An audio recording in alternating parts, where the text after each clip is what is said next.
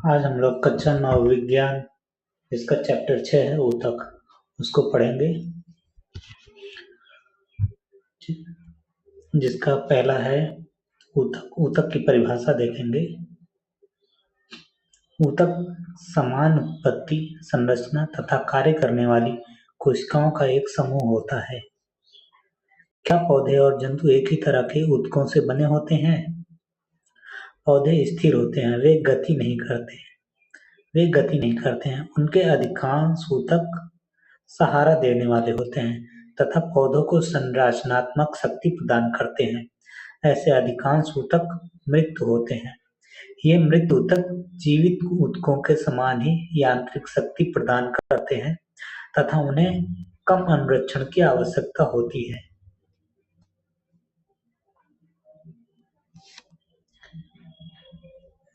पादप ऊतक के प्रकार इसको देखेंगे।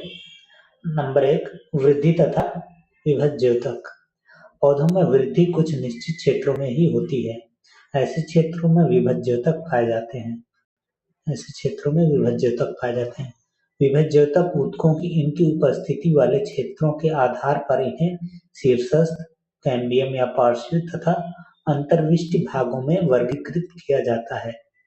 विभज्य ऊतक की कोशिकाएं प्रारंभ में बढ़ती हैं और परिपक्व होती हैं। इनके गुणों में धीरे धीरे परिवर्तन होता है। इसके बाद देखेंगे स्थायी ऊतक। विभज्य ऊतक द्वारा बनी कोशिकाएं एक विशिष्ट कार्य करती हैं और विभाजित होने की शक्ति खोकर स्थायी ऊतक का निर्माण करती हैं। इस प्रकार एक विशिष्ट कार्य करने के लिए स्थायी रूप और आकार लेने की क्रिया को विभेदीकरण कहते हैं। विभज्य ऊतक की कोशिकाएं विभाजित होकर विभिन्न प्रकार की स्थायी ऊतकों का निर्माण करती हैं। सरल स्थायी ऊतक कोशिकाओं की कुछ परतें ऊतक की आधारी पैकिंग का निर्माण करती हैं। इन्हें पैरेन्काइमा ऊतक कहते हैं। यह एक प्रकार का स्थायी ऊतक है। यह पतली कोशिका भित्ति वाली सरल कोशिकाओं का बना होता है। ये कोशिकाएं जीवित और प्रायः बंध मुक्त होती हैं। इस प्रकार के ऊतक की कोशिकाओं के मध्य अधिक रिक्त स्थान होता है। यह ऊतक पौधों को यांत्रिक सहारा प्रदान करता है और भोजन का भंडारण करता है। कुछ पैरेन्काइमा ऊतकों में क्लोरोफिल पाया जाता है, जिसके कारण प्रकाश संश्लेषण की क्रिया संपन्न होती है। इन ऊतकों को क्लोरेन्काइमा या हरित ऊतक कहते हैं। इसके बाद नोट में देखेंगे हम लोग।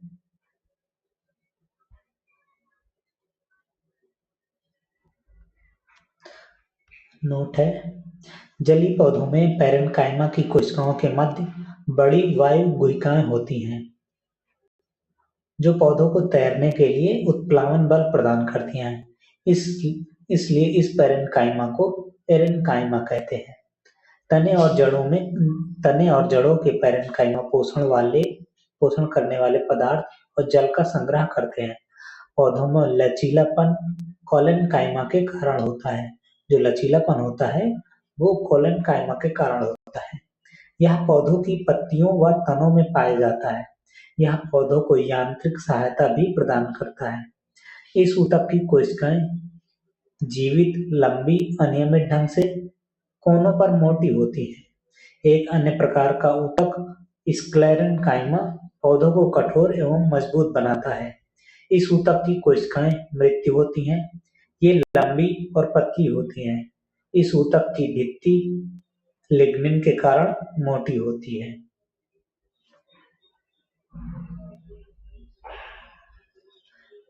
लिग्निन कोशिकाओं को दृढ़ बनाता है। यह ऊतक तने में संवहन बंडल के समीप पत्तियों की शिराओं में तथा बीजों और फूलों के कठोर छिलकों में उपस्थित होता है तथा पौधों के भागों को मजबूती प्रदान करता है।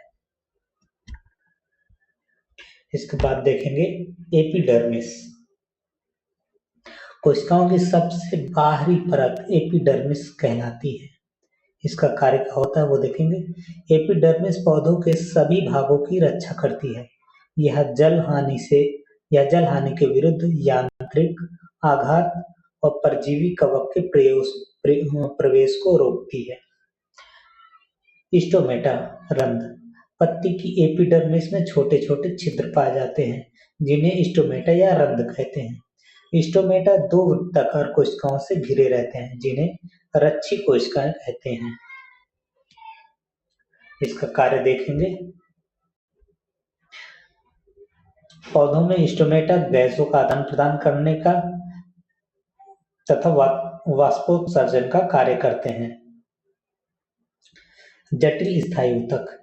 जटिल स्थायी ऊतक एक से अधिक प्रकार की कोशिकाओं से मिलकर बने होते हैं और यह सभी एक साथ मिलकर एक इकाई की तरह कार्य करते हैं। जाइलम और फ्लोएम इसी प्रकार के जटिल ऊतक हैं। जाइलम तथा फ्लोएम को संवहन ऊतक भी कहते हैं। ये मिलकर संवहन बंडल का निर्माण करते हैं। जाइलम। जाइलम वाहिनिका, ट्रेकीड, कहिका, ट्रैकिया, जाइलम पैरेन्काइमा और जाइलम फाइबर से मिलकर बना होता है। इन कोशिकाओं की कोशिका भित्ति मोटी होती है। इनमें से अधिकतर कोशिकाएं मृत्यु होती हैं। ट्रैकिड और वाहिकाओं की संरचना नलिकाकार होती है। फ्लोएम। फ्लोएम चालनी नलिका, साथ ही कोशिकाएं फ्लोएम पैरेन्काइमा तथा फ्लोएम रेशों से मिलकर बना होता है। चालनी नलिका छिद्रित भित्ति वाली तथा नलिकाकार होती है। फ्लोएम जाइलम के असमान पदार्थों को कोशिकाओं में दोनों दिशाओं में गति करा सकते हैं। फ्लोएम पत्तियों से भोजन को पौधों के विभिन्न भागों तक पहुंचाता है। नारियल का रेशा स्क्लेरेन्काइमा दृढ़ ऊतक का बना होता है। इसके बाद जंतु कोशिका देखेंगे। सांस लेते समय हम ऑक्सीजन लेते हैं। यह फेफड़ों के द्वारा अवशोषित होती या अवशोषित की जाती है तथा रक्त के साथ शरीर की सभी कोशिकाओं तक पहुंच जाती है। रक्त और पेशियां दोनों ही हमारे शरीर में पाई जाने वाली ऊतकों के उदाहरण हैं। रक्त अपने साथ विभिन्न पदार्थों जैसे भोजन और ऑक्सीजन को शरीर में एक स्थान से दूसरे स्थान तक ले जाता है। कार्य के आधार पर जंतु ऊतक निम्न प्रकार के होते हैं। नंबर 1 एपिथेलियमी ऊतक, नंबर 2 संयोजी ऊतक, नंबर 3 पेशी ऊतक, नंबर 4 तंत्रिका ऊतक। एपिथेलियम ऊतक के बारे में पढ़ेंगे। एपिथेलियमी ऊतक जंतु के शरीर को ढकने, बाहरी रक्षा प्रदान करने का कार्य करते हैं। एपिथेलियमी ऊतक शरीर के अंदर स्थित बहुत से अंगों और गुहिकाओं को ढके रहते हैं। त्वचा, मुंह, आहार नली, रक्तवाहिनी नली का अस्तर, फेफड़ों की कूपिका, वृक्कीय नली आदि सभी एपिथेलियमी ऊतक से बने होते हैं। ये कोशिकाएं एक दूसरे से सटी होती हैं और ये एक अनवरत परत का निर्माण करती हैं तथा शरीर के मुख्य अंगों को सहारा देती हैं।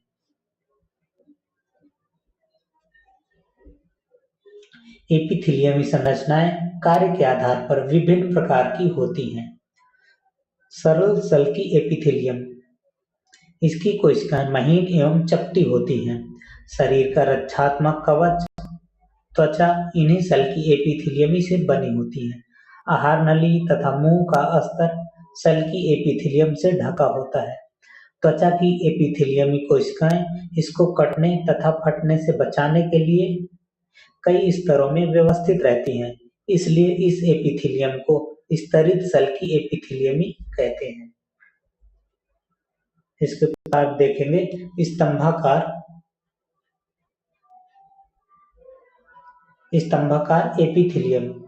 यह आंत के भीतरी स्तर में पाया जाता है, जहां अवशोषण और रक्त स्राव का कार्य होता है। यह अवरोध को पार करने में सहायता प्रदान करता है।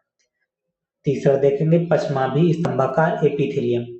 श्वासनली में स्तंभाकार एपिथेलियमी ऊतक में पश्चमाभ पाए जाते हैं। ये पश्चमाभ गति करते हैं, जिससे श्लेष्मा या म्यूकस को आगे ट्रांसफर करके साफ करने में सहायता मिलती है। घनाकार एपिथेलियम। इसकी कोशिकाएं घन के आकार की होती हैं। यह वृक्कीय नली तथा लार ग्रंथियों की नली के अस्तर का निर्माण करती हैं। तथा उसे यांत्रिक सहारा प्रदान करती हैं। कभी-कभी एपिथेलियमी ऊतक का कुछ भाग अंदर की ओर मुड़कर बहुकोशिकीय ग्रंथि का निर्माण करता है, तब यह ग्रंथिल एपिथेलियम कहलाता है। इसके बाद देखेंगे संयोजी ऊतक। इस ऊतक की कोशिकाएं आपस में कम जुड़ी होती हैं और अंतरकोशिकीय आधात्री में धंसी रहती हैं। यह आधात्री जैली की तरल, सघन या कठोर हो सकती है। आधात्री की प्रकृति विशिष्ट संयोजी ऊतक के कार्य के अनुसार बदलती रहती है। इसके बाद रक्त के बारे में देखेंगे। रक्त एक प्रकार का तरल संयोजी ऊतक है। रक्त के तरल आधात्री भाग को प्लाज्मा कहते हैं। प्लाज्मा में लाल रक्त कोशिकाएं आरबीसी, श्वेत रक्त कोशिकाएं डब्ल्यूबीसी तथा प्लेटलेट्स निलंबित होते हैं। प्लाज्मा में प्रोटीन, नमक, हार्मोन भी होते हैं। रक्त गैसों, शरीर के पचे हुए भोजन, हार्मोन और उत्सर्जी पदार्थों का शरीर के एक भाग से दूसरे भाग में संवहन करता है। अस्थि कंकाल संयोजी ऊतक है। यह पंजर का निर्माण कर शरीर को निश्चित आकार प्रदान करता है, मांसपेशियों को सहारा देता है और शरीर के मुख्य अंगों को सहारा देता है। यह ऊतक कठोर, मजबूत होता है। अस्थि कोशिकाएं कठोर आधात्री में धंसी होती हैं, जो कैल्शियम तथा फास्फोरस से बनी होती है। दो अस्थियां परस्पर एक अन्य संयोजी ऊतक स्नायु से जुड़ी होती हैं। यह ऊतक बहुत लचीला एवं मजबूत होता है। स्नायु में बहुत कम आधात्री होती है।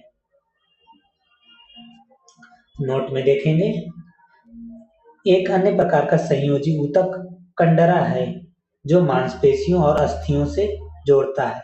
यह मजबूत तथा सीमित लचीलेपन वाले रेशेदार ऊतक होते हैं। उपास्थि के बारे में पढ़ेंगे। उपास्थि भी एक प्रकार का कंकाल संयोजी ऊतक है। इसमें कोशिकाओं के बीच पर्याप्त स्थान होता है। इसकी ठोस आधात्री प्रोटीन और शर्करा की बनी होती है। यह अस्थियों के जोड़ों को चिकना बनाती है। यह नाक, कान, कंठ और श्वास नली में भी उपस्थित होती है। एरियोलर संयोजी ऊतक त्वचा और मांसपेशियों के बीच, रक्त नलिका के चारों ओर तथा नसों और अस्थि मज्जा में पाया जाता है। यह अंगों के भीतर खाली जगह को भरता है, आंतरिक अंगों को सहारा देता है और ऊतकों की मरम्मत में सहायता करता है। वसा में ऊतक त्वचा के नीचे आंतरिक भागों में पाया जाता है और वसा के संग्रह का कार्य करता है। इस ऊतक की कोशिकाएं वसा की गोलिकाओं से भरी होती हैं। यह वसा संग्रहित होने के कारण ऊष्मीय कुचालक का कार्य करता है। पेशी ऊतक लंबी कोशिकाओं का बना होता है, जिसे पेशी रेशा कहते हैं। यह शरीर को गति प्रदान करने में सहायक होता है। पेशियों में संकुचनशील प्रोटीन होती है। ये 3 प्रकार की होती हैं। नंबर 1, रेखित या ऐच्छिक पेशी। ये हमारी इच्छा अनुसार कार्य करती है। इन्हें ऐच्छिक पेशी तथा कंकाल पेशी भी कहते हैं, क्योंकि ये हड्डियों से जुड़ी रहती हैं तथा शारीरिक गति में सहायक होती हैं। ये पेशियां हल्के तथा गहरे रंगों में एक के बाद एक रेखाओं की तरह प्रतीत होती हैं, इसलिए इन्हें रेखिक पेशी भी कहते हैं। इसकी कोशिकाएं लंबी, बेलनाकार, शाखा रहित और बहुकेंद्रीय होती हैं। नंबर 2 देखेंगे, अरेखित पेशी या अनैच्छिक पेशी। इनकी गतियों को हम इच्छानुसार प्रारंभ या बंद नहीं कर सकते हैं। ये खोखले अंगों में पाई जाती हैं। आहार नली में भोजन का प्रवाह या रक्त नलिका का प्रसार या संकुचन अनैच्छिक पेशियों द्वारा होता है। चिकनी पेशियां या अनैच्छिक पेशियां इनकी गति को नियंत्रित करती हैं। ये आंख की पलक, मूत्रवाहिनी और फेफड़ों की श्वसनी में भी पाई जाती हैं। नंबर 3, कार्डियक या हृदयक पेशी। कार्डियक हृदयक पेशियां जीवन भर लयबद्ध होकर प्रसार व संकुचन करती हैं। हृदय की पेशी कोशिकाएं बेलनाकार शाखाओं वाली और एक केंद्र की होती हैं। तंत्रिका ऊतक, इसके बारे में पढ़ेंगे। तंत्रिका ऊतक की कोशिकाएं बहुत शीघ्र उत्तेजित होती हैं और इस उत्तेजना को बहुत शीघ्र ही पूरे शरीर में एक स्थान से दूसरे स्थान तक पहुंचाती हैं। मस्तिष्क, मेरुरज्जु तथा तंत्रिकाएं सभी तंत्रिका ऊतक की बनी होती हैं। तंत्रिका ऊतक की कोशिकाओं को तंत्रिका कोशिका या न्यूरॉन कहते हैं।